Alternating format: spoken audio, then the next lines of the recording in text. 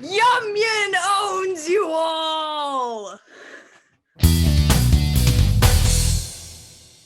Hi, Isaac. Hi, Theo. How's it going? Not great. My favorite character just died. Mine too. It's okay. There was a spoiler warning before this video.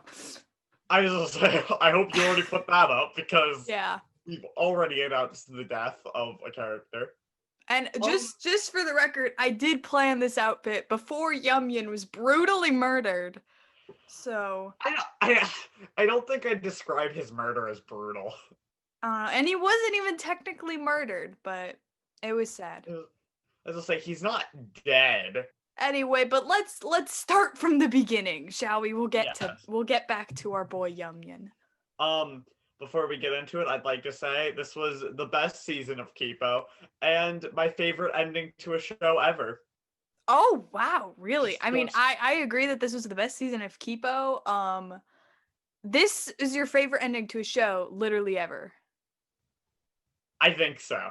I can't think of a different finale that has hit me as much. Honestly, thinking about it, I'll get back to you on that. I'm gonna think about that. Editing Theo will pop in and tell us what he has decided. Yeah, I thought about it. It's She-Ra. The ending to She-Ra was absolutely amazing, incredible. It's the ending to She-Ra. I don't ever think any cartoon ending is ever gonna do what She-Ra did to me. She-Ra blew my mind with its ending. I did not think, I'm not gonna spoil it in case someone hasn't seen it, but I really did not think they were going to do that, and they did, and it was amazing and incredible. She-Ra's just a really good show, but yeah, the ending to She-Ra is my favorite ending ever. Thanks, editing Theo. Thanks, editing Theo. That I agree. Yeah, do you want to just jump right into it? So we're gonna go. Yeah, so we have been over the past few days in between us watching it and filming it, we have started talking about Kipo with each other multiple times, and then have had to restrain ourselves, be like, no, save it for the video. So this is gonna be a really long video. It's gonna be very rambly. It's not gonna have a lot of structure. This is literally just gonna be us talking about it for the first time and you just being on for the ride. Yeah, it would literally be we'd be talking on Discord about Pup Tropica or something, and then I'd mention could you believe when Fun Gus did blah blah blah, and they would be like, Isaac, stop, save it for the video. All right, well let's just start. Yeah, okay. I'm glad we both agree that season 3 was the best season.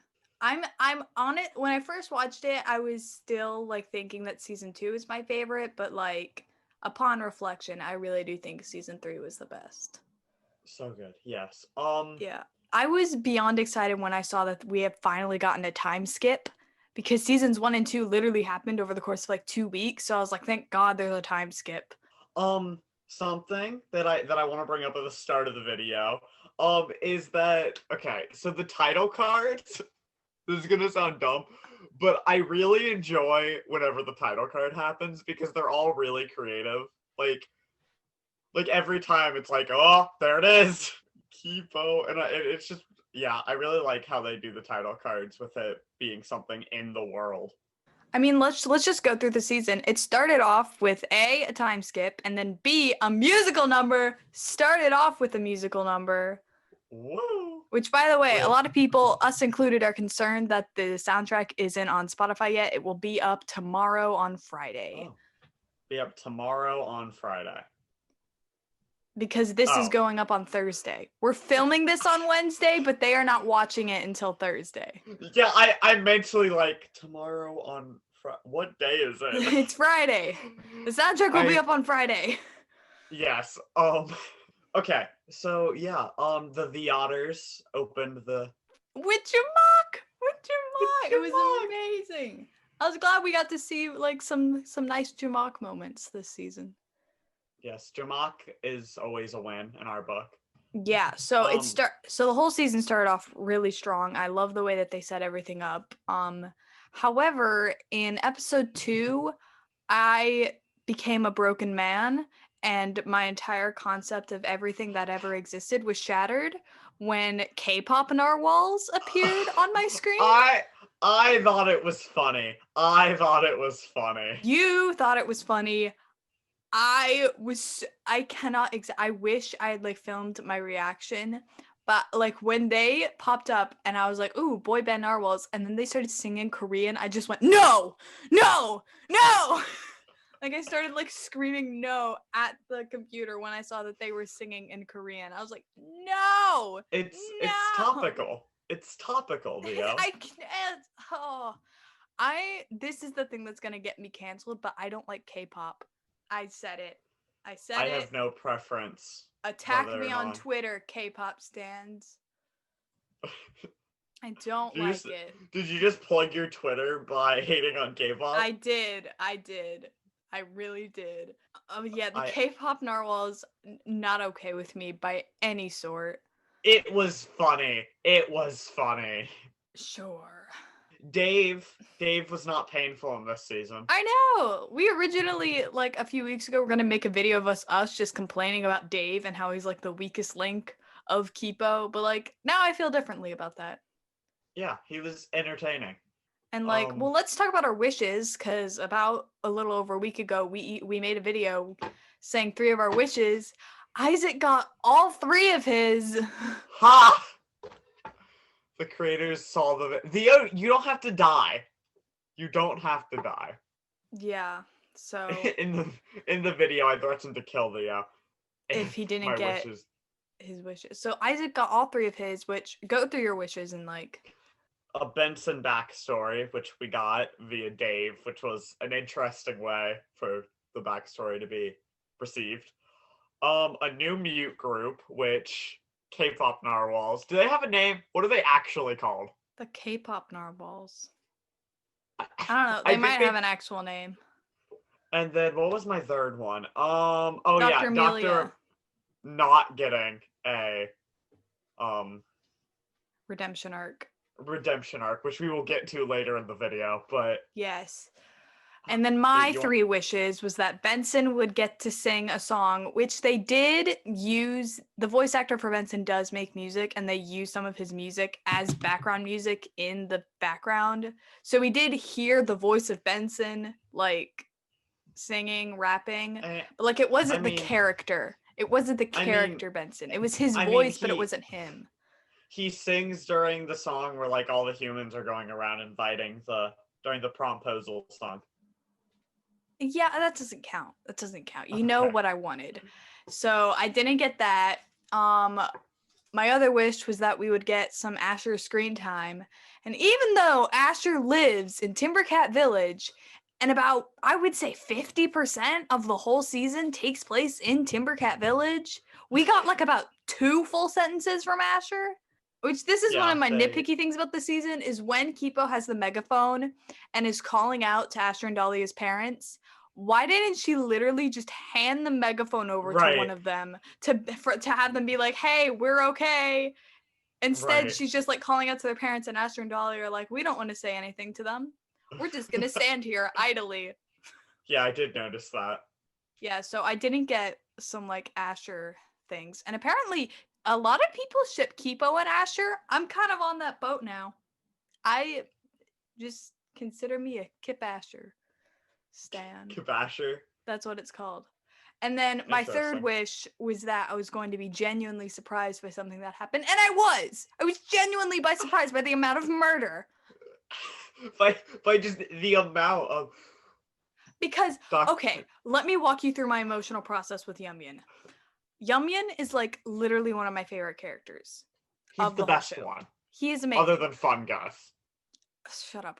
Anyway, so basically when I was watching the season, I watched it as soon as I got home from school, and I knew I was gonna have to take a break because I had to go to my piano lesson. So what happened was I watched episode 4. Yum Yum dies. He essentially dies. I know he's not technically dead, but he dies. And so I started sobbing uncontrollably. Like, it was bad. I had to walk into the living room sobbing, asking my mom if she could order me cat ears for a YouTube video. Quite the sight to behold.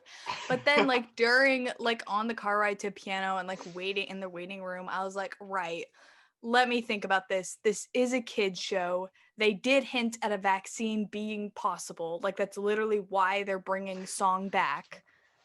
Clearly, they're going to bring Yum Yum back. This is not a permanent thing. And Isaac, and then this was like, it's like at the end of Infinity War when like everyone dusted away, immediately in my mind I was like, oh, they're coming back. None of these deaths are permanent. And that's Right. what I was thinking when the humans got through and were shooting everyone with the cure. I'm like, you just got rid of like several like notable side characters that most people care about. Obviously, all of these characters are going to come back. They're going to fix the cure. No! See, Guess what didn't happen? it was upsetting because obviously I like those characters, but I was also very impressed at the end when they just didn't come back. I know, and so literally at the end, I was like kind of crying because Hugo died, but like they had really set that up that like Hugo was gonna do like a sacrifice kind of with him being Right. like, And so it I really had like fit, prepared like, myself for that. and it fit his arc to It like did, end it with really did. it So was a I nice had moment. so like Hugo dying, it was sad, but like I knew that like realistically that was something that was possible. So he died, and I was kind of crying from that. And then they do the flash forward, which everyone's future designs look great. Kipo with short hair, impeccable, love it, love it. And basically they flash forward to the future, and I see Molly with a little dumb Yum Yum on her shoulder. So that sent me over the edge. And because I know you won't believe me about how uncontrollably how much sobbing there was, I actually decided to film a little clip of it. You shouldn't Insert do that this. here. Hi, I just finished Kipo and I started crying because Hugo died and he's like one of my favorite characters. Like, and then he just fucking died. And then Kipo cut her hair and it looked really good and like everyone was old. But then I saw Molly and she had Yummin and he was still a cat. And I was like, I thought they were gonna bring Yummin back. I thought they were gonna find a way to reverse it, but they couldn't. And they couldn't bring Yummin back. Like, I kind of knew that, like, maybe Scarlemagne was gonna die as we were approaching the last episodes. I was like, oh, he's gonna make a heroic sacrifice, but they didn't bring Yummin back, and Yummin's gone forever. He's gone. He's just gone. I'm such an ugly crier. I'm sorry, but, like, I need to put this in the Kipo review video so that you understand how much this has emotionally affected me. As like when I cried about it in episode 4, I thought it was really stupid that I was crying about it because, oh, this is a kid's show, they're not just gonna like do that. Obviously Yummy's gonna come back, but he didn't come back. Yummy, I love you and I'm so sorry. He's not real. I was just crying because he was a really good show and it's over. I look so ugly and disgusting. Why am I gonna put this on the internet? So that you understand my pain. I loved Yum Yum. Oh my god. Theo has no shame anymore. I have no shame. I do not care. I'm literally wearing cat ears on the internet. I don't care if they see me ugly cry. I mean, you can only kind of see them. I know. I'm like disappointed about that. Because all the gray ones wouldn't come in time, so we had to get black ones. Yeah, so the entire series, I'm like, I want these deaths to be permanent. I'm all for death in kids show. I am all for murder. But like, I the entire time I'm like, there's no way. There's no way. And then you just keep getting further and further, and you're like, are they gonna do it? Are they gonna? It's kind of worse than death too, because you have just their like remains about. Right. Like because it is death. Like their entire personality and intelligence, it's gone. Mm-hmm. It's gone. It's like it's death. It's death. Ow. Oh my god. I pulled a muscle and my arm really hurts whenever I move it. Yeah. They're dead. Whoops. They're dead. Also, someone pointed out on Twitter that so Brad got turned back into a normal rat, and it's a flash forward to 5 years in the future, and rats only live to 2 years. Normal rats. So Brad Uh-oh. is actually dead. Brad is actually dead. I mean, okay, but with that logic, all the characters are gonna die but Dave. So No, the mutated ones clearly have a longer lifespan. that's true. It's just when he got turned into an actual rat. Well, I know, but clearly, eventually, Dave will be the only one alive. So, you know, Yeah, yeah.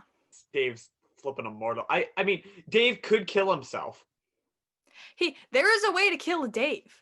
There is a and way. he knows it. So he He could could. maybe when like Benson dies, Dave will just kill himself. Dave's That's gonna really take dark to himself. think about, but like he's been alive like 200 it's years. not that dark to think about. He's been alive for 300 years. Right. Yeah. I really like the episode of Dave and Kipo's dad just bonding. Boys' night. I Boys' love night. it's them bonding and then it's them getting drunk. And it's Yeah. not subtle at all. They don't try to he's like, "Hey, let's go drink this drink." And then the drink makes them crazy. And then Yum Yin just shows up and is like, And he's yes. just like, "Let's hide all of Molly's axes." And then Dave gets murdered multiple times. Let's talk about Dr. Amelia. I really liked what they did with her. Minus the murder. Minus the blatant murder. She literally killed her fucking brother, Isaac. I'm sorry I just cursed on our channel, but like she cursed. She killed cursed her him. She killed him. brother. She took and just bang like. And the whole this has nothing to do with what we're talking about, but the whole time I was watching, I was like, why is everyone using a crossbow? Why are they using crossbows and not guns? This is a kid show. That's why they're not using guns. It like took me a minute to hit me why everyone is armed with a crossbow and not a rifle. Would have been even worse to watch her put a rifle up to her brother's I know. head. Anyway, so yeah, she kills her brother. Just like not at all subtle about it. She literally she puts the crossbow up to his head and then it cuts away, then cuts to her crying because her brother's dead. But like I really like that they made her irredeemable because it does show like there's literally just some people who are too far beyond, like you can't help them. Right. Like if they're not willing to help themselves, you cannot help them. And I think that was a really good way to end it because the first 2 seasons, like the whole thesis of that was like you can like everyone's capable of change. There's good in everything. Mm-hmm. But then this one I really like how at the end, like even at the very last moment, she was still trying to kill Kipo. Right. I also like that her human army, if you want to call it that, is very easily swayed to Kipo's side as soon as she shows them that they're like the mutes aren't hostile. Like, yeah, like these clearly weren't like brainwashed into. They were literally just normal people who one day got attacked by a mute, and then this lady was like, "We should get rid of the mutes," and they were like, "Yeah, that makes sense." But then Kipo was like, "Whoa, no," and they were like, slow down. "Yeah." The humans were reasonable people, and I'm glad about. Doge. I love Doge. I loved her. In the trailer, I thought it was gonna be like, oh, she's gonna be the evil one, like she's gonna be like the mean girl. Instead, she was just fabulous, and I loved her. She was just vibing. She was enjoying. Straight vibing. She just wanted to listen to K-pop and dance, and I love that for her. So going back to the Amelia conversation, what The did you Amelia think thing. of? What did you think of how they dealt with Amelia? How they finished her off. I loved it because that is worse than death. If she had died, then it just easily. would have been over with. But now she is going to be like trapped for either as long as she'll live or like maybe Fungus will like preserve her forever. Because you watch her fall and you think they're gonna like, finish her off with her hitting the ground, die. No, they have to have Fungus catch her. He caught her.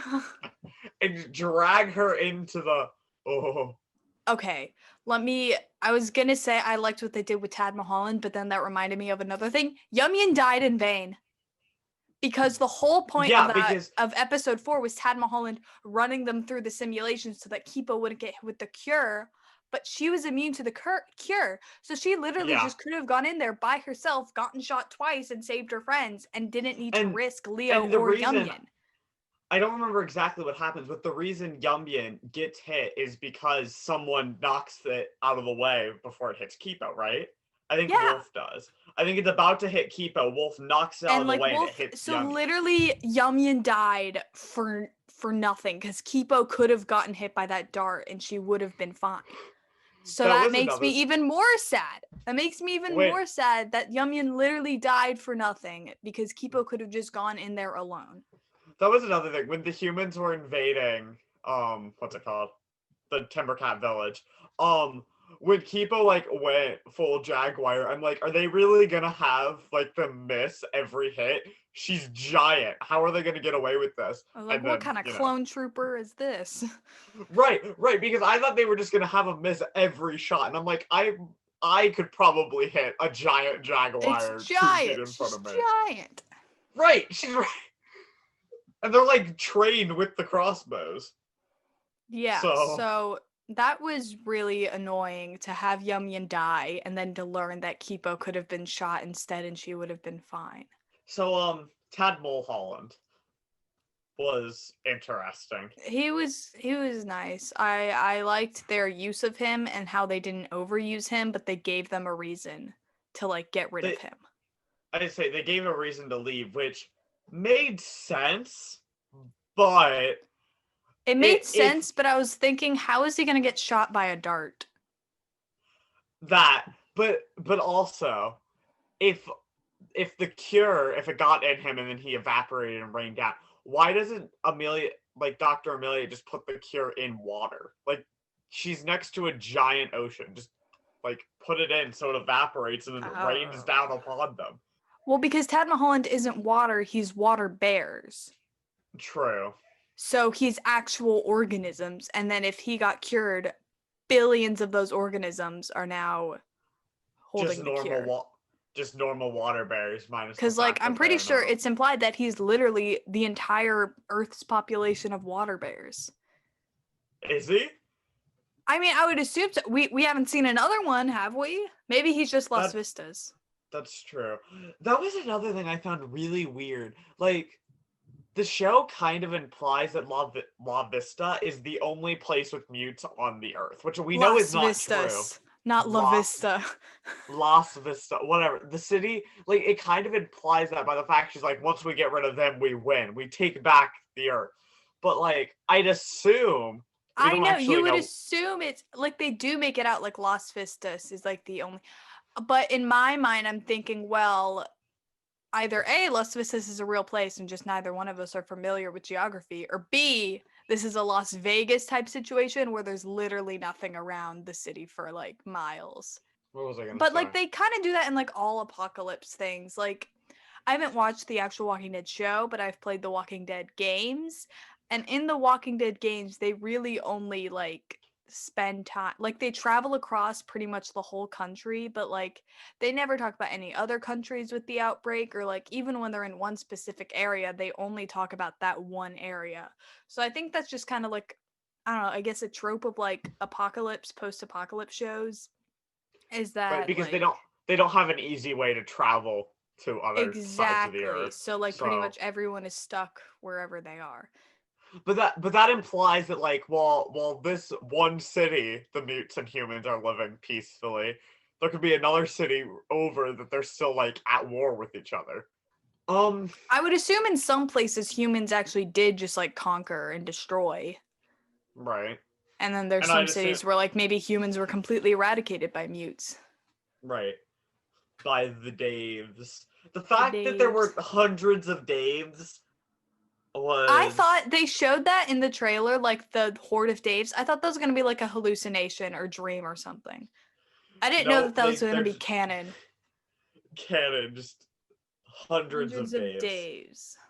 And this Yeah. also answered my question because one of my things I was like, how does Benson know he's gay if he's never interacted with another person? He was raised in a cult, so he has Yep. interacted with other people. He just so yeah.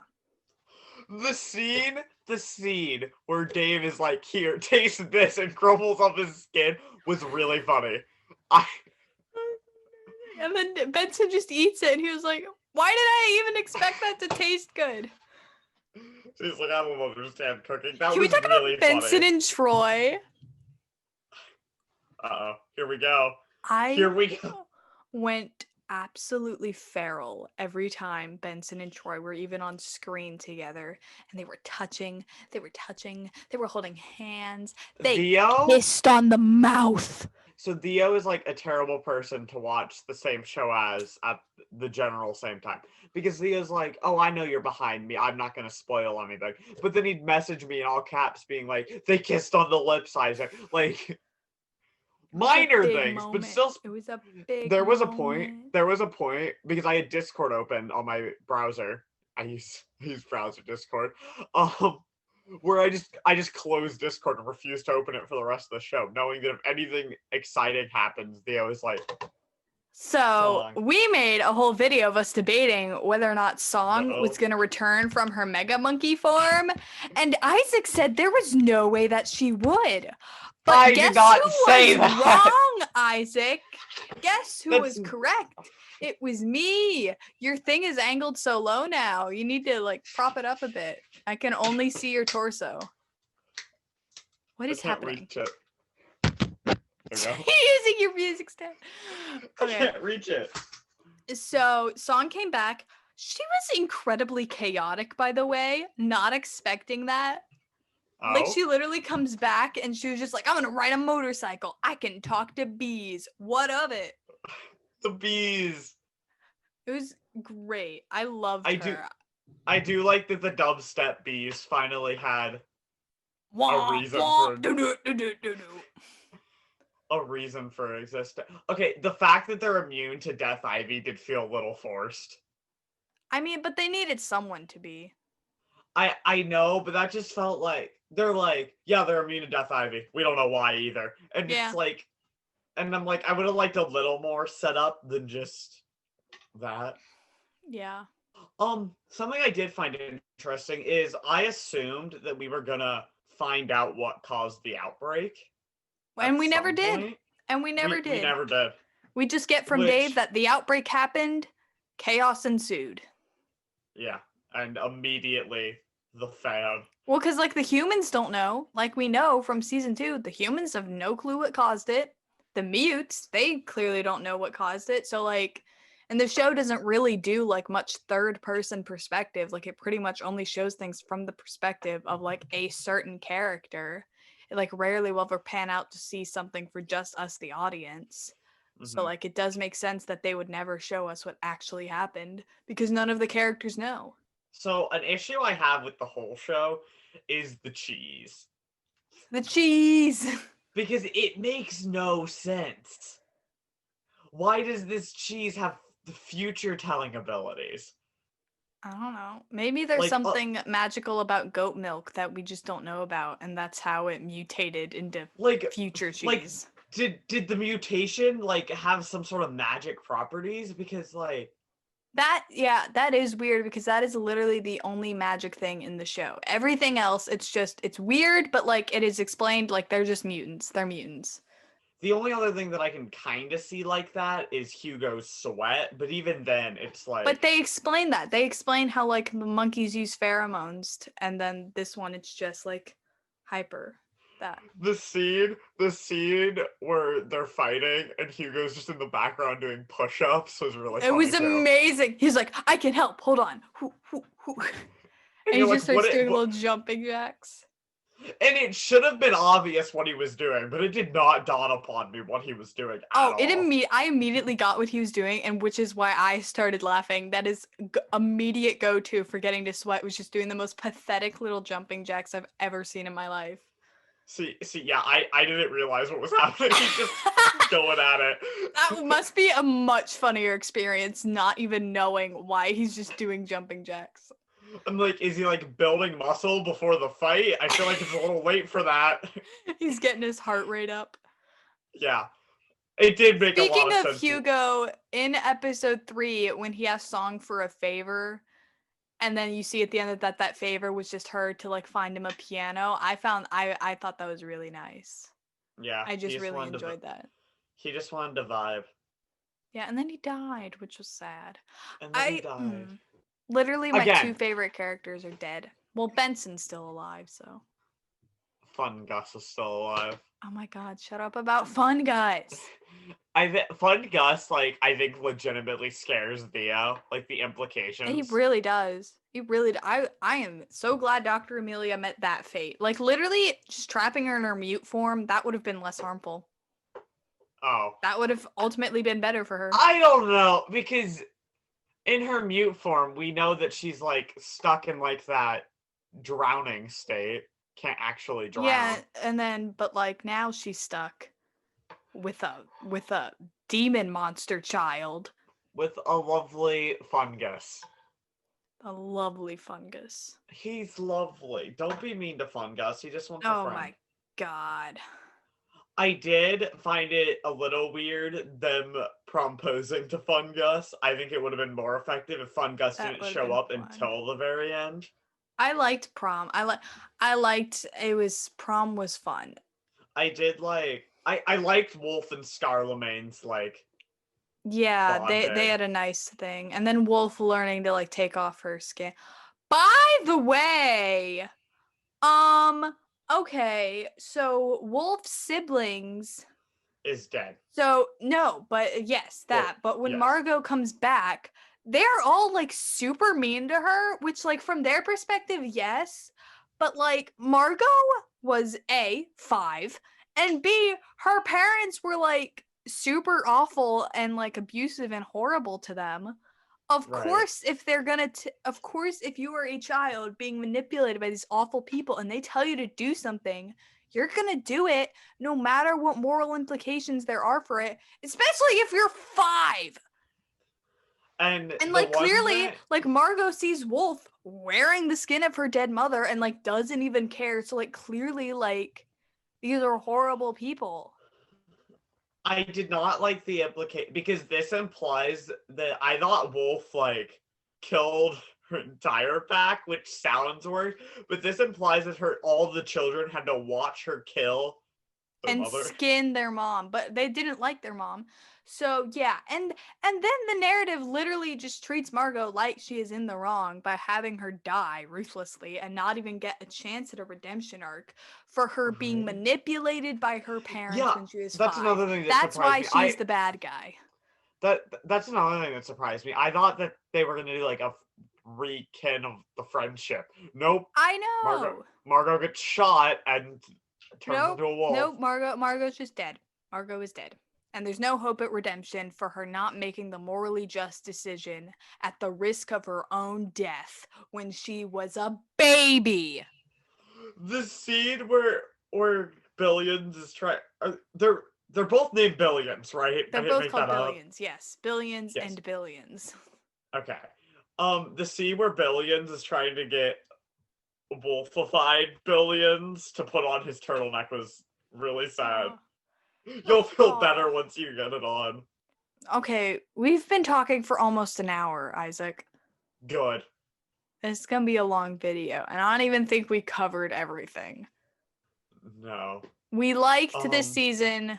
Music, great. Visually, great. I did want to ask this. Out of all of Kipo, what was your favorite song now that we've had the whole thing? It's still Play It in My Head. Play It in My Head. I just really liked Play It in My Head because it really helped to like really get you to sympathize with Hugo and his struggles. So that is still my favorite. It's either that or Purple Jaguar Eye from season 1.